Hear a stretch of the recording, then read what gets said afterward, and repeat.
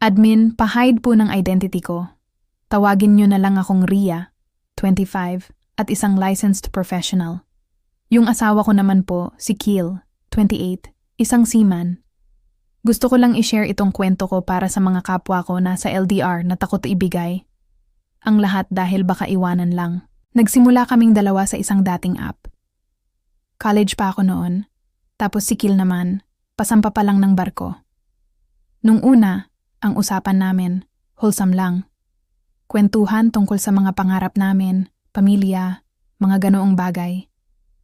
NBSB kasi ako, at lumaki sa striktong pamilya. Si Kiel naman, may experience na, pero ni minsan, hindi niya pinaramdam sa akin na minamadali niya ako. Pero dahil LDR kami, at tao lang din na may pangangailangan, dumating kami sa punto na nagiinit na ang mga video call namin. Yung dating I miss you lang, naging patingin naman ng suot mo. Hanggang sa umabot sa lock mo pinto, turuan kita. Doon na nagsimula ang tinatawag naming online class. Siya ang instructor at ako ang willing na estudyante. Sa video call ko unang nadiskubre ang sarili ko. Dati, parang diring-diri ako sa sarili kong katawan. Pero dahil sa boses niya, sa malalim niyang boses na nag-uutos kung paano ko gagawin habang nanonood siya, natuto ako. Ang kaba ko na baka marinig ako sa kabilang kwarto. Dagdag thrill pa. Ilang gabi kaming puyat. Hindi dahil sa thesis, kundi dahil sa practical exam namin. Ubos ang data. Ubos din ang lakas. Fast forward, bumaba siya ng barko pagkatapos ng 10 buwan. Ang usapan, susunduin ko siya sa airport, tapos diretso kami sa bahay para magpakilala sa pamilya ko. Pero may hidden agenda kami. Nag-book siya ng Airbnb malapit sa airport para daw makapag-freshen up. Alam na! Pagkakita ko sa kanya sa arrival area, grabe, mas gwapo pa sa pictures. Nung niyakap niya ako, naamoy ko agad yung pabango niya. Pagdating sa Airbnb, wala nang hi o hello. Pagkasara ng pinto, sagpang agad. Yung mga halik na sa screen ko lang nararamdaman dati. Totoo na.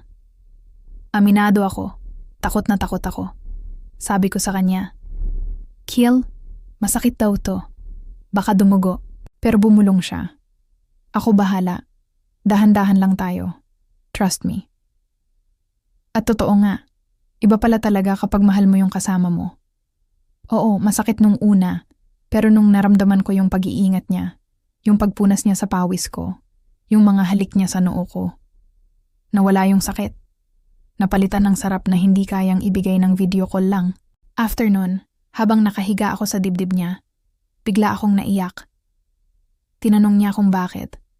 Sabi ko, natatakot ako. Baka ngayong nakuha mo na, iwan mo na ako pagbalik mo sa barko. Tumawa lang siya at niyakap ako ng mahigpit. Baliw. Tingin mo nag-ipon ako at umuwi dito para lang sa ilang oras?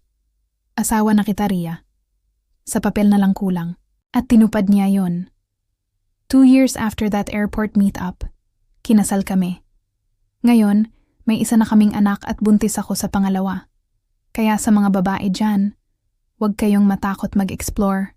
Basta siguraduhin yung safe space nyo yung tao. Hindi porket binigay mo na, masama ka na. Part yan ng pagmamahal. At sa mga lalaki, tularan nyo si Kiel. Turuan, huwag pilitin. At panindigan,